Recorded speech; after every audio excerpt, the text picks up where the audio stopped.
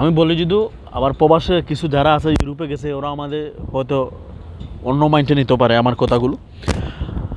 এই যে আপনারা ইউরোপে গেছেন, যে কোনো সিস্টেমে ইউরোপে গেছেন, গিয়ে এই যে বরাফে গিয়ে পিক আপলোড করতেছেন, পিক আপলোড করতেছেন বা ভিডিও দিতেছেন, এগুলো কিন্তু যে ইয়াং জেনারেশন দেশও আছে না, এরা কিন্তু এই বাইরের আপনারা এগুলো দেখে বাইরের তারা মোটিভেট হচ্ছে।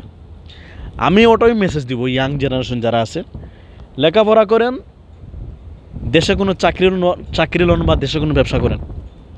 এই যে বরফের ভিডিও দেখতেছেন আর বরফের ভিডিও আর বরফের পিক দেখতেছেন, এত সোজা না। এখানে কাজ করে তারা, প্রতিদিন কাজ করে তারা খেটে তারা খায়, বুঝতে পারছেন? বাংলাদেশে দুনিয়ার সবচেয়ে শান্তির জায়গা হচ্ছে তোমার মাতৃভূমি, তোমার জন্মস্থান, বুঝতে পারছো? দেশে ব্যবসা করুন বা দেশে যে কোনো চাকরি লোন, বাইরে যাওয়ার দরকার নেই।